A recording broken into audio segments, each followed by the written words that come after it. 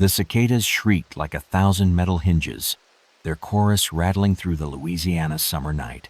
Inside a rough-hewn cabin crouched beneath drooping cypress branches, 3 infants screamed in unison, their cries shrill enough to pierce the swamp's endless drone. To the settlers of Bayou Lafourche in the year 1807, that sound was more than noise, it was an omen. Why should anyone still care about the birth of 3 children more than 2 centuries ago? Because from that night forward, neighbors would say the swamp itself shifted, as if nature recognized something inhuman had entered it. The Desmarais homestead was small, planked with warped pine, its roof patched with palmetto leaves that dripped condensation like sweat from a fevered brow. Inside, the air smelled of iron from the mother's blood, bitter herbs the midwife burned for luck, and wood smoke clinging to every surface. The floor was sticky with humidity, the walls alive with the faint scratching of lizards and mice. Into this suffocating chamber arrived Lucien, Baptiste, and Celeste triplets born within 7 minutes of one another. Their mother, Colette, whispered a prayer through clenched teeth, while the midwife muttered that no good ever came of 3 at once. Neighbors crowded outside the door, their whispers carrying through the swamp. One man spat tobacco juice into the dirt and said he'd seen this before, back in Pointe Coupée parish, a triple birth followed by barn fires and drownings. 3, he told anyone who'd listen, is the devil's number when it comes as a cradle. The midwife later recalled that the moment the final child slid into the world, the wind died and the cicadas stopped. For one breathless instant, the bayou was silent. Silence is dangerous in a swamp. The priest from Street Francis Parish rode out the next morning, his horse reluctant to approach the Desmarais cabin. He found Colette pale and fevered, Jacques exhausted but proud, and 3 swaddled infants staring at him with unsettling calm. They did not fuss when baptized. They did not squirm in his arms. Eyes too steady, he wrote in his journal, dated August 14th, 1807. Infants stare as if already grown, recommend frequent blessings. At first, life stumbled on. Jacques worked as a timber hauler, floating logs down the bayou to buyers in New Orleans. Colette tended the cabin, rocking 3 cribs until her shoulders ached.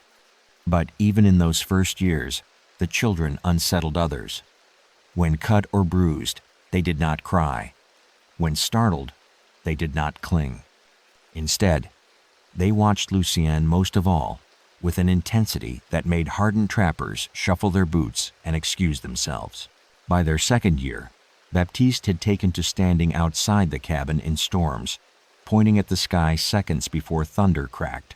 Celeste wandered into the swamp barefoot at night and returned without a trace of mud, humming songs in no language anyone knew. Lucien, meanwhile, showed fascination with sharp things, shards of glass, fishhooks, and most disturbingly, the knives Jacques used for work. Colette tried to hide them. Lucien always found them. The neighbors began keeping distance. Yet, superstition mixes strangely with pragmatism. Some families left bread or coins on the Desmarais porch, muttering that gifts might appease strange children. Others taught their little ones to avoid eye contact with the triplets, and a few, more cynical, whispered that children born in 3s might be trained into power, that perhaps their difference was a gift rather than a curse. But most agreed on one thing.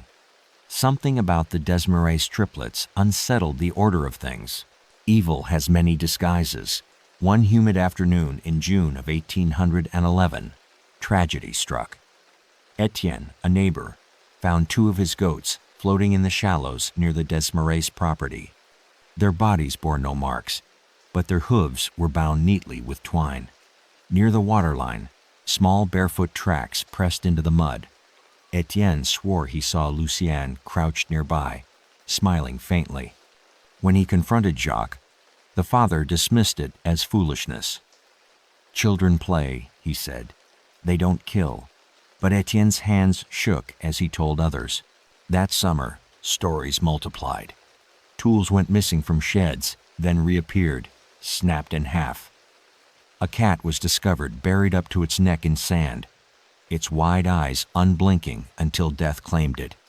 When asked, the triplets offered the same response, spoken in eerie unison. We wanted to see what would happen. At age 7, their reputation solidified. During a barn raising, as fiddles played and sausage smoked in the air, a beam suddenly collapsed. Men scrambled, cursing, pulling each other clear of splinters. No one died, but the timber had been sawed halfway through before the work began. One witness swore he'd seen Baptiste near the pile of beams earlier, running his hand along the cut. That night, whispers thickened like fog. Accidents were becoming patterns. The parish priest visited again in February of 1812.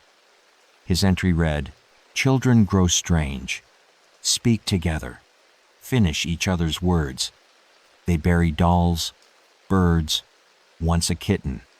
Recommend constant prayer. Though, I confess unease fermented into fear."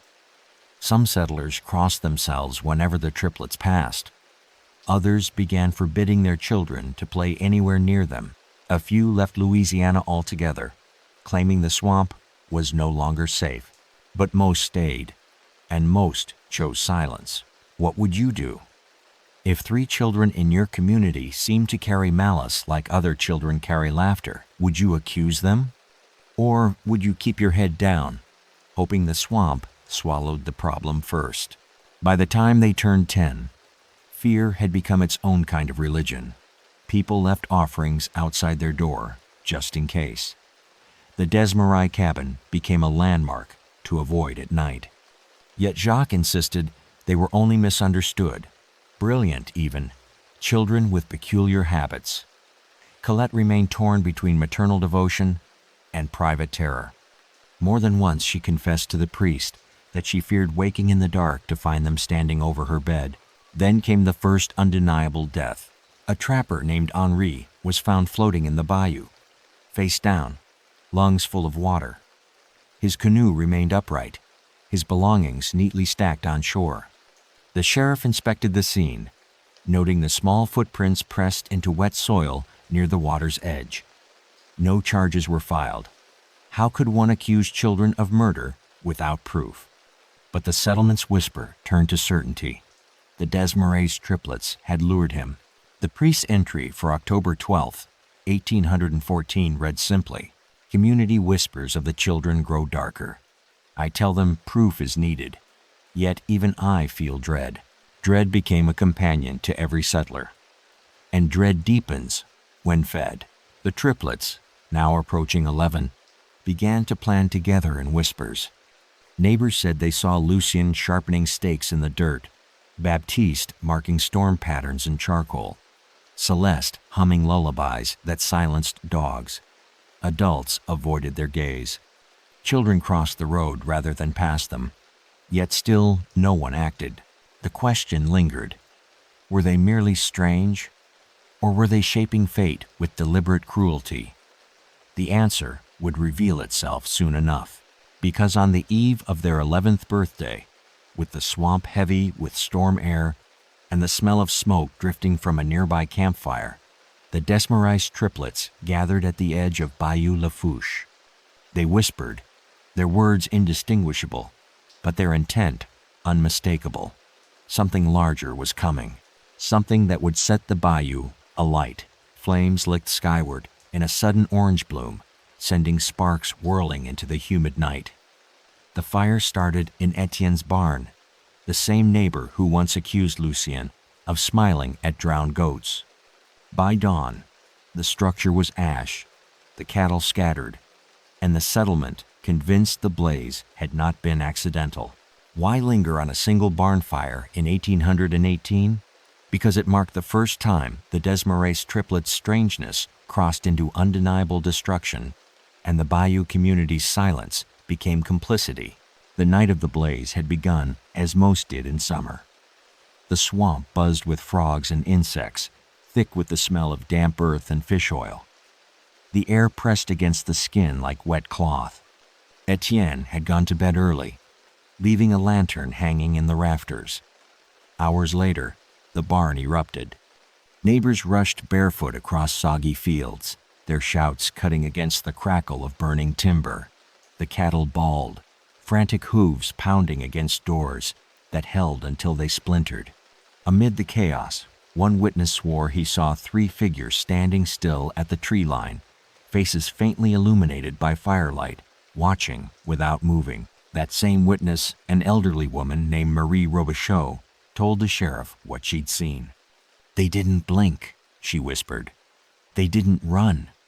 Just stood, as if they'd been waiting."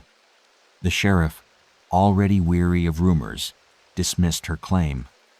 But word spread faster than smoke. The next Sunday at Mass, eyes shifted toward the Desmarais pew. Lucien sat straight-backed, hands folded, his face expressionless. Baptiste traced storm patterns on the bench with his finger, lost in concentration. Celeste hummed softly, so softly only those nearest her could hear. The hymn drowned it out, but those who noticed exchanged unsettled glances. By their 12th year, the triplets had carved reputations distinct yet entwined. Lucien drew others in with a charisma that felt both magnetic and chilling. When he spoke, even adults listened, though they rarely admitted it afterward. Baptiste predicted storms with uncanny accuracy, once declaring rain would fall by midnight, and indeed it did, breaking a drought that had lasted 6 weeks. Celeste drifted between silences and eerie songs. Some said she whispered to the bayou itself, coaxing frogs into silence and birds into flight. The settlement endured them with a mixture of awe and dread. Then came the disappearance of young René Thibodeau. René was 8 years old, the son of a fisherman. He vanished one afternoon in July, last seen playing marbles near the Desmarais cabin. Search parties combed the swamp. They found nothing, no body, no torn clothing, only a neat circle of marbles stacked on the cabin porch, arranged in 3s. Colette insisted her children knew nothing. Jacques grew furious at the accusations, but whispers turned sharper.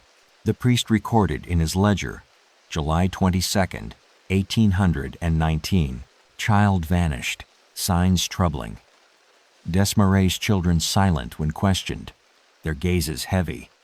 I pray for René's soul, though I fear he still lingers near. Fear spread like swamp fire. Mothers forbade their children to wander after dusk. Fathers sharpened axes more frequently, though none admitted aloud why. And still, no action was taken. What would you have done, knowing children in your midst might be capable of horrors, yet the law offered no category for guilt at their age? Would you risk accusing them, or would you pretend silence was safety? 2 months later, at the autumn harvest, the settlement gathered. The air smelled of roasted corn and molasses, fiddles scraping against laughter. For a moment, fear seemed distant. Then Celeste walked into the clearing, barefoot, her white dress smudged with bayou mud. The fiddles faltered. She began to sing a melody that bent strangely, not French, not English, not African, something older. Within minutes, a storm cloud rolled overhead, though the day had been clear. Rain lashed the harvest, extinguishing fires, scattering the crowd. Baptiste stood grinning in the downpour, arms raised as if welcoming it. Lucien watched the adults scramble, expression unreadable. By the following winter, families whispered openly of curses. Marie Robichaud told others she'd seen Celeste by the river at midnight, standing on a log that drifted without sinking. A trapper claimed Lucien tried to trade him a knife in exchange for secrets about how to bleed the swamp. Baptiste, he said, could name the exact hour lightning would strike a tree. The Bayou community grew brittle with tension. Some suggested sending the children away to relatives in New Orleans. Others muttered that a priestly exorcism was the only answer.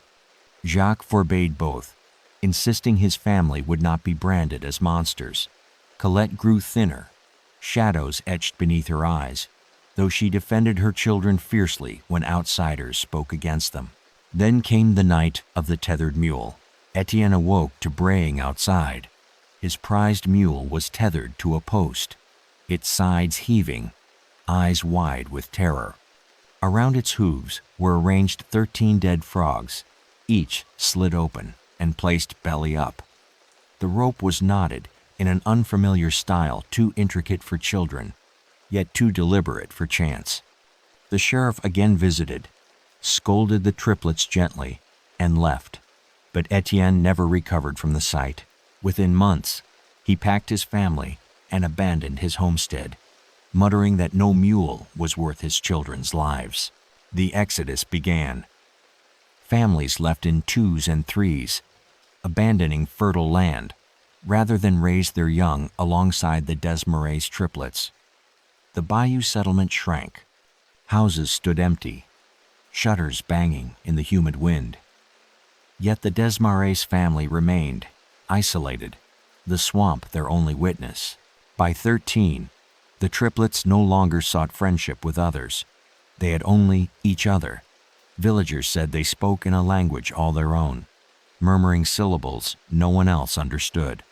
They moved in unison, often finishing one another's sentences with uncanny timing.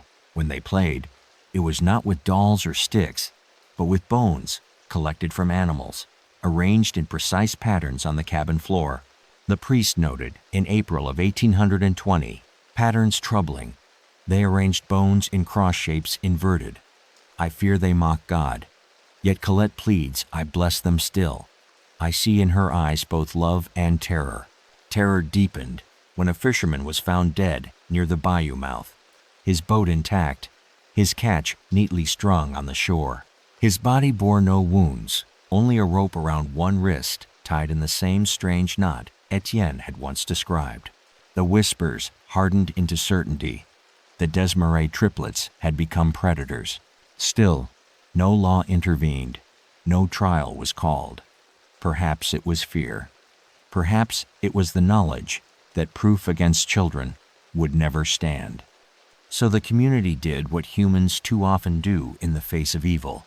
They ignored it, hoping it would pass them by. But evil never passes by. It circles. On the night of June 14, 1821, lightning split the sky. Baptiste had predicted it at midday. Lucien carved initials into a cypress trunk. R.T. Celeste hummed a tune that made dogs howl from distant cabins. By dawn, another child had vanished. The bayou would not stay silent much longer. Because the Desmarais triplets had begun to escalate, and the next act would make silence impossible, the morning of June 15, 1821, began with dew heavy on the reeds, the air sharp with the tang of wet clay and fish rot. But the stillness was shattered by the wails of a mother whose son, René Thibodeau's cousin, had vanished in the night. The swamp had taken another child, or so people wished to believe. Yet every trail pointed back to the same cabin. Why does one boy's disappearance matter in the sweep of history? Because it transformed private fear into public fury. For the first time, the settlement whispered not about strange children, but about murderers. The boy's name was Louis Fournier, 9 years old. He'd been sent by his father to gather kindling near the edge of Bayou Lafourche before supper. He never returned. At dawn, searchers found his basket on the bank, still filled with damp sticks, placed too neatly to be accidental. No footprints larger than a child's marked the mud. And etched into the wet soil, in lines carved with a sharp stick, were 3 shapes. Triangles linked tip to tip, forming a circle. The villagers stared at the symbol as if it might bite. Marie Robichaud whispered that she'd seen the triplets draw the same shapes in ash outside their cabin. The sheriff examined it, frowning, but had no words. The search stretched into the swamp. Boats pushed through stagnant channels, the smell of decay rising from black water where lilies bloomed deceptively white. Dogs barked but refused to advance into certain thickets. By sunset, no body was found. The swamp swallowed Louis whole, leaving only questions. That night, the priest visited the Desmarais cabin. He found the triplets seated in a row before the fire. Lucien whittled a stick, shavings curling at his feet. Baptiste stared into the flames, lips moving as if counting. Celeste hummed the same unsettling melody she'd sung at the harvest storm. When the priest asked if they'd seen Louis, all three replied together, voices flat, "The swamp keeps what it wants." His journal entry, June 15th, 1821, reads, "They frighten me. No child should speak thus. Yet, without proof, we are powerless. Their mother prays for their souls. Their father grows quick to anger when questioned. I fear what is coming." The community held a gathering beneath the live oaks. Fathers spoke of moving their families north. Mothers argued that leaving meant surrendering fertile land. Yet one fact silenced them all. No one dared confront the triplets directly. Not Jacques, who defended them with fists, and not Colette, whose hollow eyes hinted at knowledge she could never admit. What would you have done, sitting beneath those oaks, the air thick with mosquitoes and grief? Would you demand justice against 3 children, or would you let fear silence you, praying the swamp claimed them before they claimed yours? Weeks passed, and tension grew unbearable. Livestock vanished. Fishing nets came up, slashed. Tools left overnight in sheds were found balanced precariously on rafters, as if waiting to fall on anyone entering. One settler swore he saw Lucien watching from the trees, whittling calmly while his goats scattered in panic. By autumn, the parish had dwindled. Cabins stood empty, shutters clattering in bayou winds. Yet those who remained carried an unspoken pact: avoid the Desmarais family, never wander alone, and never answer if Celeste called your name at dusk. Then came the riverboat. In November of 1821, a small trading vessel moored near the bayou settlement. Its crew of 6 came ashore to barter for fresh game and corn. They drank, laughed, and traded stories. One young sailor recalled seeing 3 strange children along the bank, standing in perfect stillness as the boat docked. That night, 2 sailors vanished. Their belongings remained neatly folded on the bank. No struggle, no blood, only the sound of frogs returning after a brief silence. The captain, unnerved, departed before dawn, swearing never to return. He told others downriver about the bayou, where children stood like sentinels. Within months, traders avoided the settlement altogether, cutting off vital supplies. The Desmarais cabin grew more isolated. Isolation breeds rumor, and rumor breeds legend.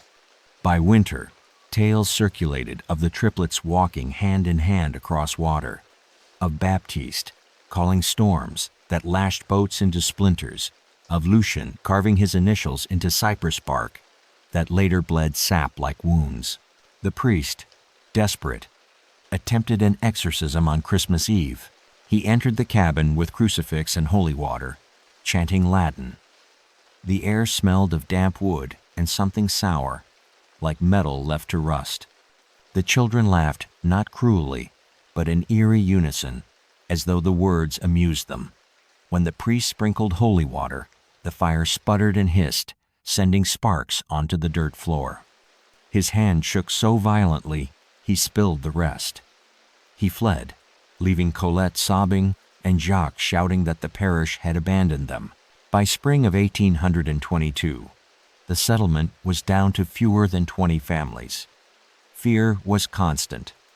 A second skin. Parents told children not to speak of Louis, René, or the sailors. They spoke instead of crops, weather, anything but the shadow of the triplets. Yet silence did not protect them. One humid afternoon, Etienne's eldest daughter was found wandering the swamp barefoot, eyes glassy. She spoke of Celeste singing to her, guiding her deeper until she no longer knew the path home. Her feet bled from brambles, yet she claimed she'd felt no pain. The doctor could find no fever, No injury beyond the obvious. When asked where Celeste had taken her, she whispered only, "To the place where the frogs sleep." The sheriff inspected the area she described. He found a shallow pit filled with frog carcasses, their bodies stacked in neat rows of 3. That discovery broke whatever fragile patience remained.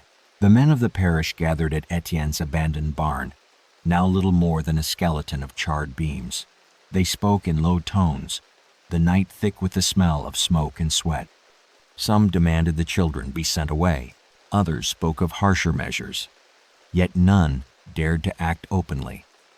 "If we strike them," one man muttered, "and they are what we fear, the swamp itself will turn against us." That summer, lightning storms battered Bayou Lafourche with unusual frequency. Baptiste had predicted each one. He marked the days in charcoal on the cabin wall, and every storm arrived as promised. The settlement began calling him Le Prophète du Tonnerre, the prophet of thunder. Lucien, meanwhile, grew more defiant, wandering openly with Jacques' hunting knives, testing their edges on bark, rope, even the skin of his own arm, without flinching. Celeste spent long nights near the river, her voice carrying across water like a hymn twisted inside out. The turning point arrived in September of 1822. A group of boys, emboldened by drink, dared each other to spy on the Desmarais children. They followed Celeste into the swamp, keeping distance. Hours later, only one returned, trembling, clothes damp with bayou water. He refused to speak for days. When he finally whispered what he'd seen, his voice cracked. They were waiting. All 3. They knew we were there. The others were never found. The parish could not ignore 3 vanishings in one night. Mothers locked their children indoors. Fathers took rifles to bed.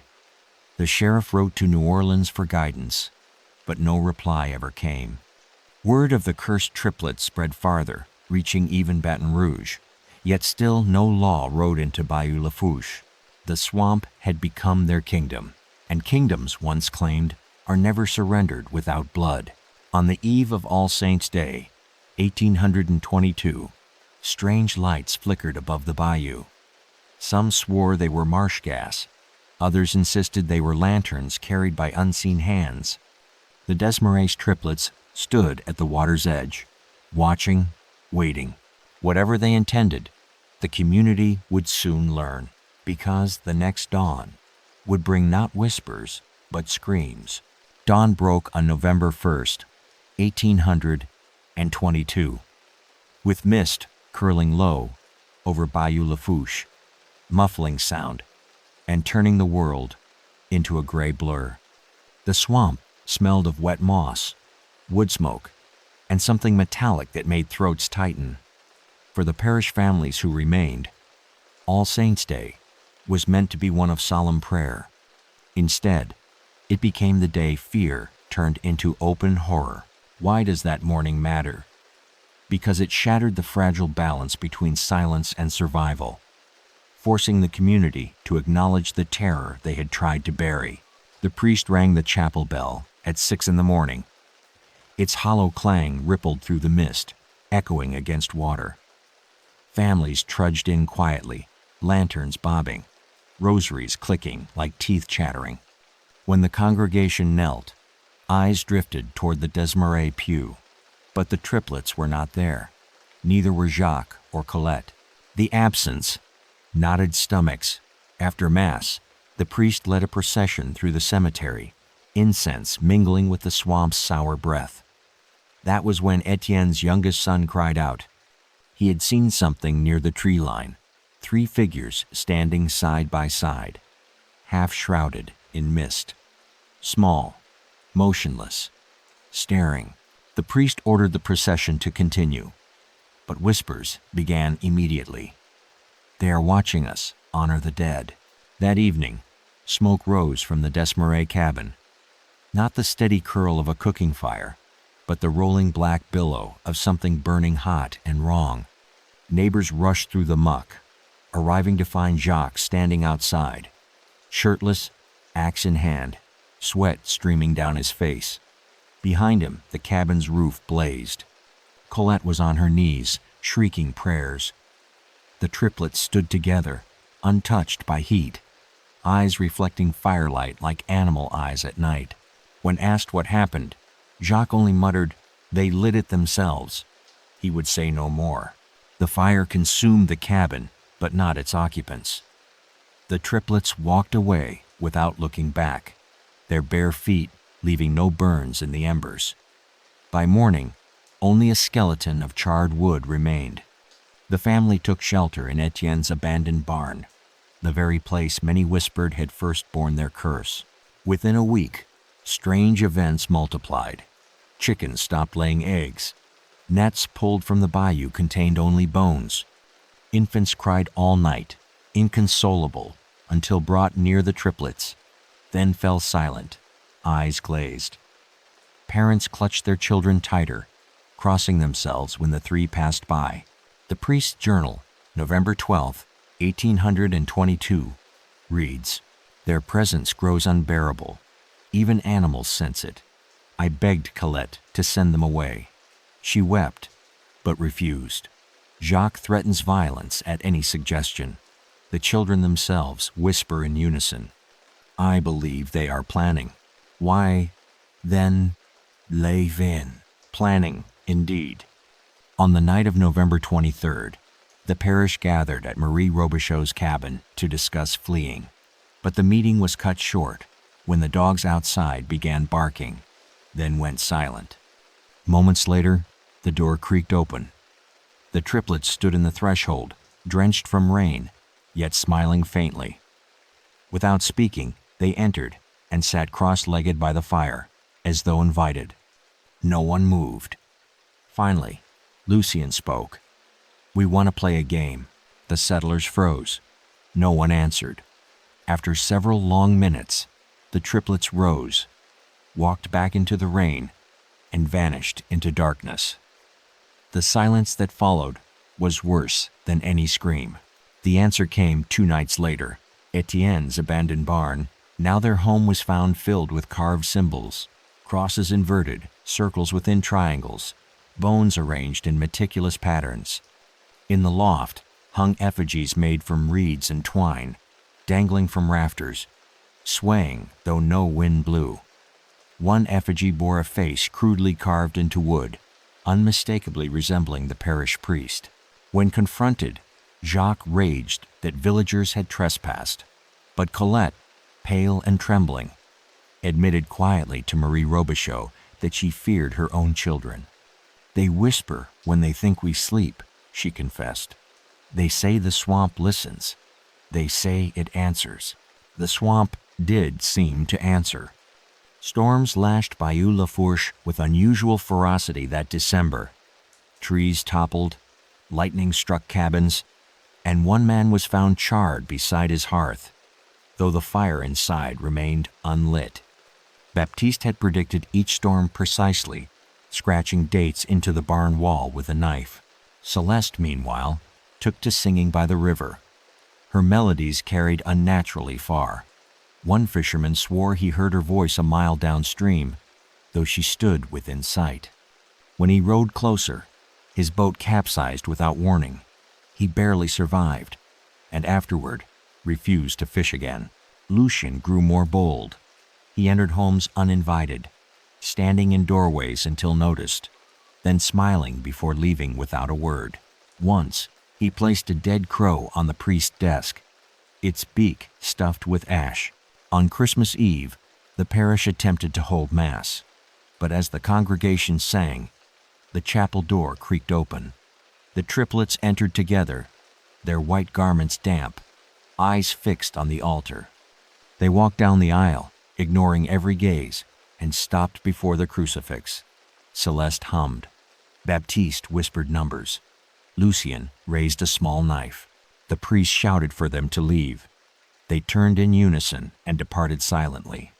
That night, lightning struck the chapel steeple, splintering wood and toppling the bell. The congregation scattered in terror. Some claimed they saw the triplets standing in the rain, watching the collapse. By January of 1823, half the remaining families fled north. Those who stayed whispered of curses, of bargains made with the swamp. Yet none confronted the triplets openly. Fear had transformed them into silent accomplices. What would you have done? Would you risk your family to stand against children who seemed shielded by forces beyond reason? Or would you, like so many, keep your eyes down, hoping survival lay in silence? The breaking point came in February. A hunter named Marcel vanished in the swamp. His horse returned alone, reins cut cleanly. Days later, his body was found in shallow water, face serene as though asleep. Around him were arranged 9 snakes, each beheaded, each placed in a line pointing toward the Desmarais barn. The sheriff finally demanded answers. He confronted Jacques publicly, accusing the children of foul play. Jacques swung an axe at him, missing by inches.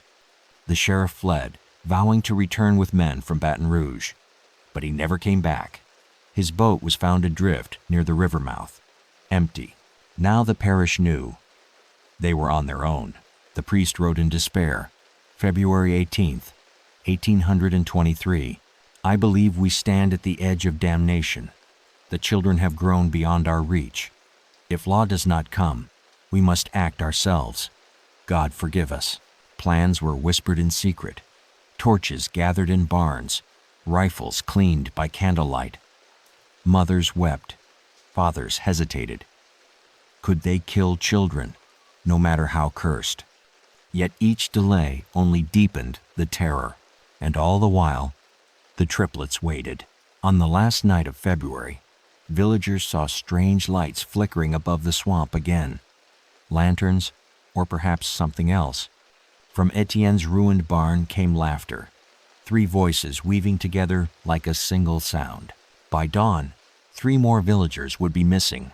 The reckoning had only begun. The morning of March 1st, 1823, opened beneath a bruised sky. The bayou smelled of smoke from distant brush fires, of stagnant water laced with decay, and of fear so thick it seemed to press against the skin. 3 villagers had vanished overnight. Their cabins stood open, meals left unfinished, chairs toppled as though abandoned in haste. In each doorway, etched in soot, appeared the same symbol, 3 triangles bound into a circle. Why linger on that day? Because it was the moment the parish could no longer pretend silence was survival. It was the day fear hardened into action. The priest gathered the dwindling congregation in the chapel ruins, its steeple still charred from the lightning strike. Mothers clutched their children, fathers gripped rifles, every face drawn tight. He spoke with trembling conviction. "If law will not come from Baton Rouge, we must do God's work ourselves." The words hung heavy, and no one dared contradict them. Plans formed quickly. At dusk, they would march on Etienne's old barn, where the Desmarais family now lived. Some carried torches, others axes. Yet even as they prepared, unease gnawed. They were not planning to confront demons or bandits, but 3 children who had never once raised a weapon against the parish with their own hands, yet whose presence had become synonymous with death. Before dusk, Colette Desmarais appeared at Marie Robichaud's cabin. She was gaunt, hair unkempt, eyes hollow with sleeplessness. "Please," she begged, "leave them be. They are not what you think." Marie, trembling, asked, "Then what are they?" Colette said nothing. She only wept and whispered, "They are mine." Then she fled back into the swamp. At sunset, the parish assembled. The swamp echoed with the hiss of insects, the low croak of frogs, and the nervous murmur of voices. Lanterns bobbed like fireflies as men and women moved toward the barn. Yet when they arrived, the door already stood open. Inside, the air smelled of blood, iron, and mildew. Bones were arranged in concentric circles across the dirt floor. Animal bones, human bones, no one could tell. Hanging from the rafters were more effigies, now daubed in red clay, their crude faces grinning in flickering light. And in the center sat the triplets, Lucien whittled calmly, shavings gathering at his knees. Baptiste murmured numbers under his breath, eyes fixed on the ceiling beams. Celeste hummed the same haunting tune that had followed her since childhood. They did not rise, did not protest. They only watched. The men faltered. Torches wavered. One woman cried out that she could not harm children. Another whispered that the symbols were proof enough they had to act. But still, no one moved forward. Then Jacques stepped from the shadows, axe in hand. His face was streaked with soot, his shirt torn. "Leave my family be," he thundered. "They are flesh of my flesh. You will not touch them." The standoff stretched. Torches dripped sparks. The swamp buzzed, uncaring. Finally, Etienne's surviving son spat into the dirt. "Your children are death," he hissed. "We will not live in their shadow." Rifles lifted, but before a shot was fired, the barn roof groaned. A storm rolled in sudden as breath wind lashing, thunder splitting sky. Baptiste's lips moved faster, counting, predicting, until lightning struck the far wall. Flames erupted, devouring the dry timbers. Screams filled the air. Villagers scattered, some throwing water, others dragging families outside.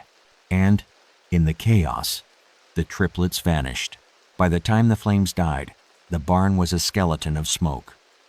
Jacques lay pinned beneath a beam, dead. Colette was nowhere to be found. And the children gone, leaving only their symbols scorched into dirt. For weeks afterward, the parish lived in paralysis. Some families packed wagons and left forever. Others stayed, too poor or too proud to abandon their land. But no one slept easily. Doors were barred, windows shuttered, prayers muttered in every cabin. Livestock continued to disappear. Strange lights flickered above the swamp at night. And sometimes, faintly, the sound of 3 voices humming carried across the water. The Priest's Journal, March 19th, 1823. "We thought to end them, yet fire only scattered. Jacques is dead, Colette missing. I fear the children walk the swamp freely now. I fear we have loosed something worse than before." Worse, indeed. By April, bodies began appearing. A fisherman was found face down in reeds, his eyes wide, mouth stuffed with lilies. A trapper was discovered hanging from a tree by his own snares. The rope knotted in the strange pattern first seen years before. Each death bore the mark of planning, not accident. And near each body was found the same symbol, 3 triangles joined in a circle drawn in ash, mud, or blood. The community whispered of vengeance. The triplets, once accused of mischief and accidents, had escalated into executioners. Still, no one saw them directly, only traces. A child claimed to glimpse Celeste wading in moonlit water, her dress dry despite the tide. A woman swore she heard Baptiste predicting thunder that never came. A man found Lucien's initials carved into his cabin door overnight. The sheriff from Baton Rouge never arrived. Rumors said he refused to return after his first attempt. Others claimed the governor himself had declared Bayou Lafourche cursed and left it to rot. The parish was alone. By midsummer, the settlement was a ghost of itself. Cabins abandoned, fields overgrown. The chapel steeple lay in ruins, its bell half buried in mud. Only a handful of families remained, stubborn or trapped. They lived with constant dread, waiting for the next disappearance. One night in July, Etienne's surviving son led a final, desperate effort. With 4 men at his side, he ventured into the swamp, rifles loaded, torches high. They returned at dawn, with only 2 survivors. The others had vanished, their torches extinguished. The survivors babbled nonsense, eyes glazed, as though their minds had been stolen. They repeated one phrase endlessly: "The swamp keeps what it wants." The priest gave up his journal. His final entry, July 24th, 1823. I leave this place. God forgive me, but I cannot remain. The children are shadows now, everywhere and nowhere. Whoever stays will not live long. He rode north that very day, never to return. Those who stayed behind would bear witness to the triplets' reign. The settlement had tried to rise against them, and the result was fire, death, and silence. The swamp had chosen its own rulers, and rulers, once enthroned, never yield willingly. The triplets had slipped free of their parents, free of the parish, free of law itself. Now they belonged to the bayou. What would they do with that freedom? The answer would come in blood. Because the Desmarais triplets were no longer children, they were becoming something else, something the swamp itself seemed to embrace. And the next act would make the bayou infamous far beyond Louisiana's borders. The year was 1824, and Bayou Lafourche no longer smelled of hearth fires or fresh bread. Instead, the air reeked of rot, decaying vegetation, stagnant water, and something sharper, like copper, that clung to the tongue. The settlement had thinned to fewer than 10 families. Where once there had been laughter, fiddles, and sermons, now there was only the hush of fear, broken by the croak of frogs and the buzz of mosquitoes. Why does this year matter? Because it was when the Desmarais triplets no longer simply haunted the parish, they ruled it. Lucien, Baptiste, and Celeste had slipped entirely into legend, yet their presence was constant. Farmers woke to find tools moved in patterns across their fields. 3 circles burned into the soil. Hunters vanished, their rifles left leaning against trees, barrels packed with wet moss. At night, families swore they heard voices, 3 voices chanting in the dark. Survivors recorded strange encounters. One fisherman, half drunk, stumbled upon Celeste singing at the river's edge. Her voice echoed unnaturally, carrying across water like bells. He claimed fish floated belly up around her, dozens at a time, their silver scales flashing in moonlight. When he staggered closer, she vanished, leaving only ripples. He never fished again. Another settler told of Baptiste scratching lines into the dirt during a storm, predicting not just thunder, but the very trees that would be struck. His accuracy unnerved even the most skeptical. He counts the sky, the man muttered, as if it answers to him. Lucien, the most feared, made his presence known through carvings. His initials appeared on doors, on tree trunks, on fence posts. Always neat, always fresh, as though warning that he had passed near. In one case, a family returned home to find their table carved with 3 words, "We are here." By midsummer, the settlement had withered into a handful of cabins. Families avoided one another, too frightened to gather. Yet one night, a widow named Elise dared to break the silence. She invited 2 neighbors to share a meal of gumbo, hoping to remind them all of normalcy. The evening began, well, steam rising from bowls. Laughter tentative but real. Then the door opened. No knock. No sound but the creak of wood. The triplets entered together. They sat at the table without invitation, dipping spoons into bowls, eating silently. No one moved, no one spoke. When the gumbo was gone, the children rose and left. Elise later confessed she never once saw their feet touch the floorboards, though she could not explain why. After that night, no one dared host gatherings again. What would you have done? Confront them, drive them out, risk their wrath? Or would you sit in silence as uninvited rulers claimed your table, your home, your life?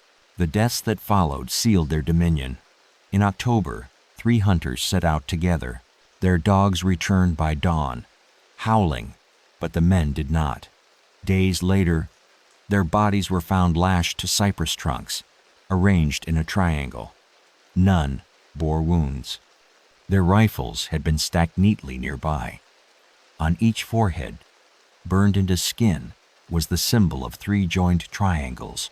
The parish understood. This was no longer mischief or omen. This was sovereignty, written in fear. The priest's successor, sent reluctantly from New Orleans, lasted only 2 weeks. His diary, later found in the mud, bore a final entry dated October 23, 1824. They watch me even in daylight. When I pray, I hear them whisper, "I cannot stay. This place belongs to them now." He fled, abandoning his parishioners. The law never came. Word spread downriver that Bayou Lafourche was cursed ground. Sailors avoided its waters, traders circled wide, and officials in Baton Rouge muttered that nothing could be done. Those who lived within its borders were forgotten, left to their fate. And so, the Desmarais triplets grew into their kingdom. By their 16th year, Lucien was tall, lean, his gaze sharp enough to still men mid-step. Baptiste grew quiet, almost withdrawn, his mind fixed on storms and numbers. Celeste became ethereal, her singing more frequent, her presence often glimpsed in reflections across the water rather than in the flesh. To those who remained, they no longer seemed like children at all, but spirits clothed in human form. Yet there were moments that reminded the survivors they were still flesh and blood. Once, Lucien cut his palm on a blade.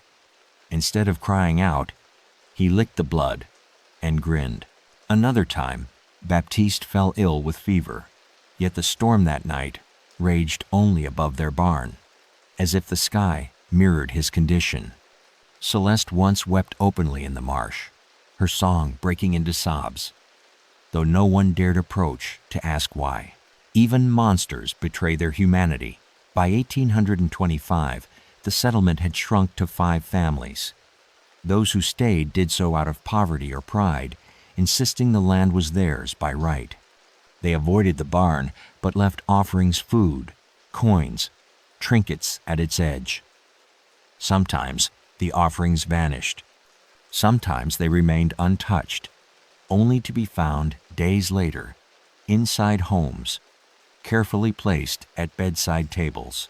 One woman awoke to find her infant missing from its cradle. Panic spread until the child was discovered sleeping peacefully at the barn threshold, unharmed, swaddled in fresh cloth. She never spoke of it again. The triplets had become arbiters of fear, sometimes sparing, sometimes punishing, always watching. In the summer of 1826, a rare visitor arrived, a traveling preacher who had heard rumors and sought to cast out the evil.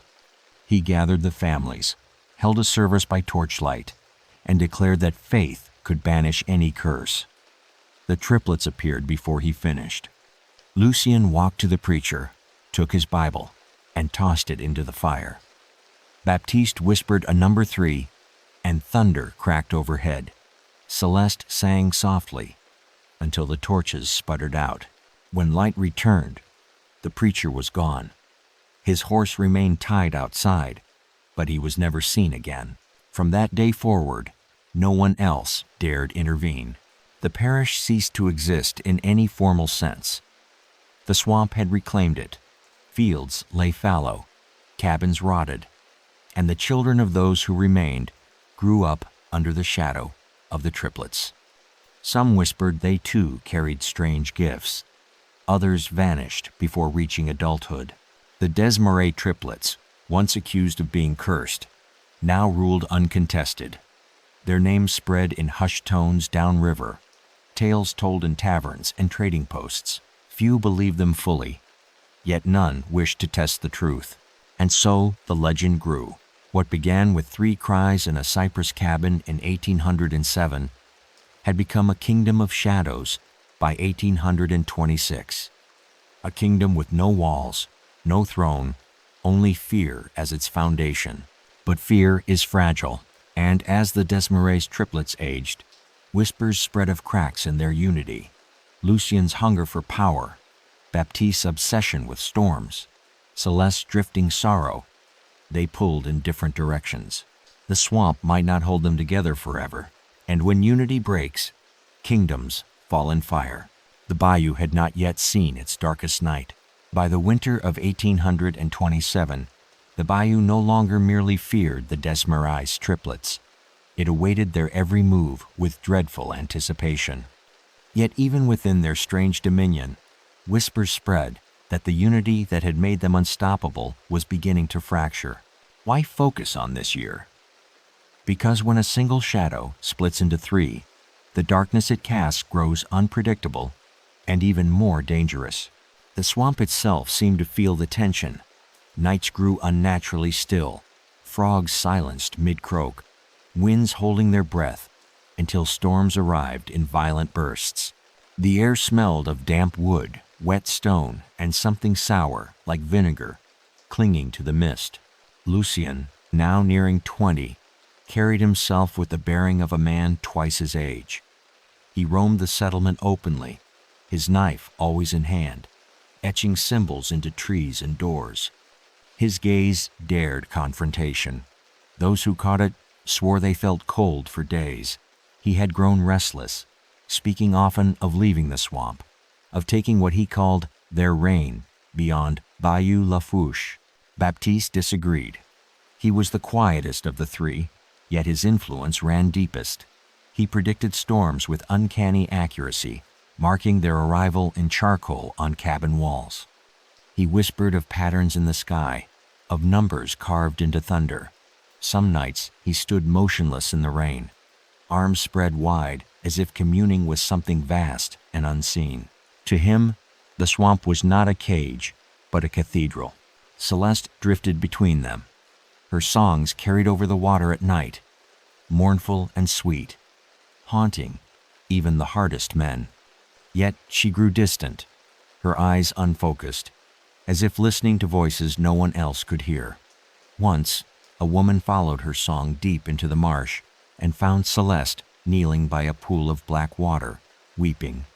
When asked why, she answered only, "Because the water remembers." Their mother, Colette, was glimpsed only rarely. Some said she lived half-mad in the barn with them. Others claimed she had fled into the swamp, wandering barefoot, whispering prayers. One fisherman swore he saw her at dawn, hair tangled, eyes wild, muttering, "They are not mine anymore." The community, by now reduced to a handful of families, clung to routine as if it might anchor them. Fields were tilled, traps were set, fish nets lowered. Yet each act was done under the weight of dread. Offerings continued to appear at the barn: cornbread, tobacco, silver coins. Sometimes they vanished, sometimes they returned, stacked neatly at doorsteps, as though judged and rejected. And then came the storm of March. On March 13th, Baptiste scratched lines into the mud and declared, "The sky will break tonight." At dusk, thunder rolled in thick waves, lightning splitting trees, rain hammering the land. Cabins shuddered, rivers swelled, animals drowned in pens. When morning came, the swamp was a ruin of flooded fields and scattered debris. And yet, amid the destruction, the barn where the triplets lived stood untouched. The survivors whispered. They called the storm, but it spared their home. That summer, Lucien pressed harder to leave. He spoke of New Orleans, of taking ships, of showing the world what they were capable of. Baptiste resisted, insisting their strength belonged only to the swamp. Celeste said nothing, only sang, her voice quivering like reeds in the wind. The cracks widened. One night in July, villagers heard shouting from the barn. Lucien's voice roared. Baptiste's muttered like thunder. Celeste's song broke into screams. The sound carried for hours. By dawn, silence returned, but the families knew the unity was failing. And when unity fails among predators, blood follows. That autumn, Lucien was seen alone, carving his initials into the chapel ruins. Baptiste was spotted miles away, standing on a cypress stump, arms raised to a sky that answered him with lightning. Celeste wandered deeper into the swamp, her songs echoing faintly, but her body unseen. For the first time, they were apart. In October, a family vanished: father, mother, and 2 children. Their cabin stood open, meal half-eaten, chairs toppled. On the wall was scrawled in charcoal. One was chosen, one was taken, one was spared, one was broken. The villagers debated what it meant. Some blamed Lucien's hunger for power. Others whispered Celeste had sung them into the water. A few swore Baptiste Storm had hidden the deed. The truth was unknowable. By winter, the swamp held fewer than 20 souls. And those who remained began to wonder, if the triplets turned fully against one another, would the parish suffer less, or would the destruction only multiply? What would you have done, watching three forces of dread fracture, each threatening to tear the swamp apart in its own way? Would you hope they destroyed each other, or would you fear the fallout of such a war? In December, the first sign of open fracture came. A trapper found Lucien standing alone at the riverbank, staring at his reflection. Carved into the mud beside him were words, "Baptiste is weak." Days later, another settler swore she heard Celeste singing not of sorrow, but of betrayal, her melody weaving the word Lucien into every verse. And Baptiste, during a storm, shouted into the wind, "They do not understand the sky." The swamp trembled.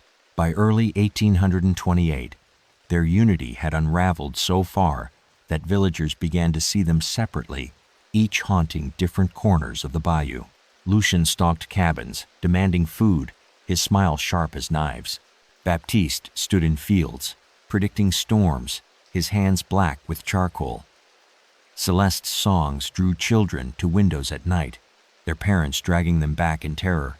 The kingdom of the swamp was no longer ruled by three as one, but by three as rivals. And rivals thirst for dominance. The settlers whispered that war among the triplets was inevitable, that soon the swamp would choose between them, but no one dared interfere. They had seen what defiance brought. Barns burned, families vanished, bodies arranged like offerings. So they waited, and waiting in the swamp is its own kind of death, because once the triplets turned on one another, their wrath would spill outward, and the parish would learn that broken unity could be more destructive than unity itself. But the swamp had not yet decided which of the three it would keep and which it would bury. The next year would bring the answer, and it would bring fire unlike any seen before. The year was 1829, and Bayou Lafourche had grown quiet in a way that unsettled even the oldest settlers. The usual chorus of frogs and cicadas seemed muffled, as if the swamp itself was holding its breath. The air smelled of mold, of stagnant water heavy with decay, and of smoke drifting faintly from cabins already abandoned. Why does this year matter? Because it was the year the triplets finally turned on one another and dragged the parish into their war. It began in February, with a storm so violent that even those who had lived their whole lives on the bayou claimed they had never seen its like. Lightning struck trees until whole groves burned, rain flooded homes, and thunder rolled without pause for hours. Baptiste stood in the marsh that night, his arms wide, whispering to the sky. Villagers who watched from afar swore the lightning seemed to strike where he pointed. And when dawn came, the only building untouched was Etienne's old barn where the triplets still lived, though seldom together. Lucien had begun spending nights away, carving his initials into chapel ruins, fences, and door frames. Baptiste called storms. Celeste wandered the waterways, her songs so loud they woke children from sleep. They no longer moved as one. By spring, the conflict erupted into violence. A fisherman named Claude returned from checking his nets to find 3 animals, dogs, goats, and a mule, arranged in a triangle, their throats uncut, their bodies whole, but their eyes missing.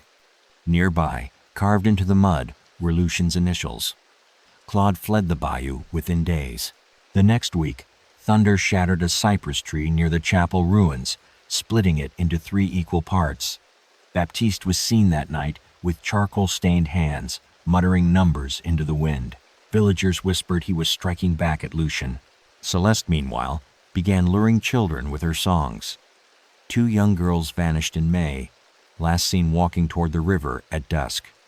Their shoes were later found neatly placed on the bank, beside 3 lilies bound with twine. The villagers accused Celeste, but none dared confront her. By summer, the parish was down to fewer than a dozen families. They huddled together, terrified not just of the triplets, but of the growing war among them. They said the swamp had crowned them, but now it demanded a reckoning. One evening in July, villagers saw firelight deep in the marsh. When they approached, they found 3 effigies, reed figures, bound with rope, burning in a circle. On each was carved a single name: Lucien, Baptiste, and Celeste. Whether one of them had set it ablaze, or all 3 had tried to curse each other, no one knew. But the meaning was clear. Their war was no longer silent. The priest who had fled years earlier would have called it a possession, a curse spreading inward. But those who remained believed something worse, that the triplets were tearing themselves apart, and in doing so, they would tear the swamp apart too. Autumn brought the breaking point. On October 10th, villagers heard screams from the barn. They rushed toward the sound, but stopped short, frozen by what they saw. Lucien and Baptiste fought with knives, sparks flying as blades clashed in the firelight. Celeste stood between them, singing louder and louder, until her voice cracked the air itself, making the men drop their weapons. The villagers fled before the fight finished. By morning, the barn stood empty, the ground scorched in 3 perfect circles. From then on, they were seen only separately. Lucien stalked cabins, demanding food, carving threats into doors. Baptiste stood on cypress stumps, summoning storms to drown fields. Celeste wandered the waters, her reflection seen more often than her body, her songs carrying grief and fury in equal measure. The swamp had 3 rulers now, and each warred against the other. By winter, the destruction grew unbearable. Fires consumed cabins, storms flooded fields, children vanished, their names whispered with dread. Families fled in the dead of night, leaving behind homes that rotted within weeks. Those who remained prayed constantly, but their prayers were drowned by thunder, fire, and song. In December, only 5 families remained. They spoke of making a stand, of ending the triplets once and for all, but fear bound them still. They had seen too many vanish without explanation, too many bodies arranged like offerings. They knew any defiance might be met with annihilation. And then came Christmas Eve. The families gathered in the ruins of the chapel, desperate for a sense of faith. They lit candles, their glow faint against the night. But before the first hymn finished, the air turned electric. Thunder rolled, though the sky was clear. Flames flickered in the marsh, though no torches burned. And from the water came Celeste's song, rising above both thunder and fire. Lucien appeared at the doorway, knife in hand. Baptiste emerged from the storm, charcoal smeared on his arms. Celeste's voice grew so loud it cracked the chapel walls. The families fled in terror. By morning, the chapel lay in ruins, its bell shattered, its altar blackened. The Desmarais triplets had destroyed the last sanctuary. By the dawn of 1830, Bayou Lafourche was empty. Every family had fled or vanished. Cabins rotted, fields drowned. The swamp reclaimed it all. Only the triplets remained. Their story after that is fragment and rumor. Some said Lucien left for New Orleans, carving his initials into the French Quarter before vanishing again. Others claimed Baptiste drowned in a storm of his own making. Celeste, they whispered, still sings in the swamp, her voice carrying across water on moonlit nights. What is certain is this: the parish ceased to exist. Maps of Louisiana after 1830 mark Bayou Lafourche as empty ground, a place of reeds and silence. Travelers avoided it. Sailors cut wide circles around it. And yet, some still swear the swamp keeps what it wants. Fishermen claim to hear 3 voices at dusk, Hunters find strange symbols carved into trees. And children who wander too close to the water say they hear a woman singing, promising them peace if they only follow. The Desmarais triplets may be gone, or they may simply be waiting. In Lafourche Parish today, there's a saying, "Don't answer if the swamp calls you by name." Old folks whisper it to children at bedtime. They say, "Lucien waits with his knife, Baptiste with his storms, Celeste with her song." Some claim to see 3 figures in the mist at dawn, standing perfectly still, watching. And if you ever ask what became of the triplets, the answer is always the same. The parish had collapsed by the year 1830, swallowed whole by water, rot, and silence. The cabins were reduced to skeletons of wood, fields lay drowned beneath reeds, and the chapel bell lay cracked in the mud, half buried like a forgotten relic. Bayou Lafourche had reclaimed its own, leaving only the whispers of what had walked there. Why does this closing chapter matter? Because the legend of the Desmarais triplets did not die with the swamp it lived on, growing darker, changing shape, until it became something that even today haunts Louisiana's memory. For decades after the parish vanished, travelers along the water told of strange encounters. In 1842, a trapper from Baton Rouge reported seeing 3 children standing motionless at dawn on a log that drifted without sinking. They watched him until mist swallowed their figures. He abandoned the bayou that very day, refusing to return even for a bounty of pelts. In 1851, a missionary tried to build a small chapel near the ruins of the settlement. He lasted only 6 weeks. His diary, later recovered, bore one final entry: "Every night I hear singing, though no one lives within miles. The water glows faintly, the wind whispers in threes. I fear I am not alone." He vanished without trace. By the time of the Civil War, soldiers stationed in Louisiana passed the legend among themselves. Union troops marching through Lafourche Parish in 1863 wrote of seeing strange symbols carved into abandoned barns. 3 triangles bound into a circle, the very mark left behind generations earlier. A corporal recorded, "Locals warn us not to march at dusk. They say the swamp has rulers. Some swear they saw a girl singing across the water." After the war, the land remained cursed in reputation. Settlers who tried to return reported livestock vanishing, tools moved, voices carrying at night. A family in 1870 claimed their youngest son disappeared one evening after following what he thought was a lantern light. His shoes were later found on the riverbank, placed neatly beside 3 lilies tied with twine. By the turn of the 20th century, the Desmarais triplets had become Louisiana folklore. Children dared each other to walk near Bayou Lafourche at night. Parents warned, "Don't listen if the swamp calls you by name." Hunters claimed to hear thunder rolling on clear nights, followed by faint laughter. Fishermen muttered about nets slashed clean through, their catch gone, their boats marked with strange symbols by morning. But folklore has teeth when anchored in truth. In 1937, 2 oil surveyors disappeared while charting ground near the bayou. Their equipment was recovered, stacked neatly in threes. Their bodies were never found. Locals shook their heads and said, "The triplets don't like trespassers." In 1959, a tourist couple claimed to hear a woman's voice singing just after dusk. They followed the sound into the reeds. Hours later, searchers found them waist-deep in swamp water, dazed, unable to explain how they had wandered so far. They insisted they had been invited by someone who sang. Even into the 21st century, reports persist. Anglers say storms roll in suddenly, lightning striking too precisely, as if summoned.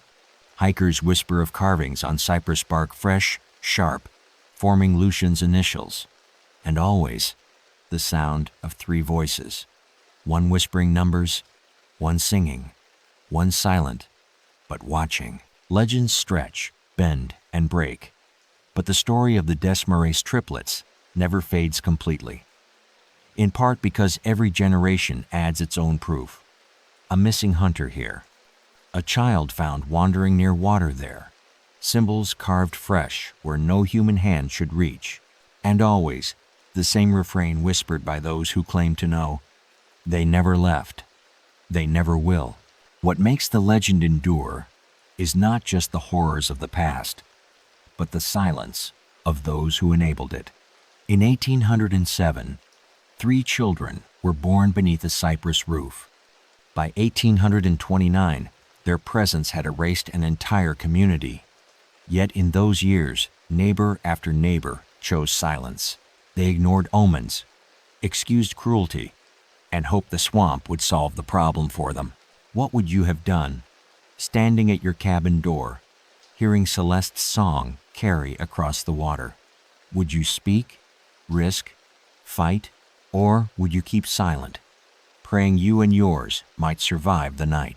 Perhaps that is the true curse of the Desmarais triplets, not their power, nor their cruelty, but the way they revealed the cost of silence. An entire parish vanished because no one dared to act until it was too late. And in that void, the swamp crowned its rulers. Even today, locals speak carefully of Bayou Lafourche. Fishermen spit into the water before casting nets. Children refuse to answer if called by name after dark. And elders still say, don't leave gifts by the swamp unless you're prepared to see them returned inside your home. Because the line between folklore and fact blurs in Louisiana's shadows. The Desmarais triplets remain an unsolved riddle. Were they cursed children, products of fear and superstition, or something more? Did they truly command storms, carve symbols, sing souls into the water? Or did the swamp itself, with its endless hunger, weave their story to explain what it claimed? No historian can answer with certainty. No document provides final proof. Only fragments remain: journals, rumors, entries written by trembling hands. But in the end, perhaps proof does not matter, because the swamp keeps what it wants. And if you stand long enough in Bayou Lafourche at dusk, when the mist curls low and the air tastes of copper, you might hear them. Lucien's knife carving wood, Baptiste counting storms, Celeste singing softly. 3 voices, always 3. We're only scratching the surface. The next case is even darker. Subscribe before it drops.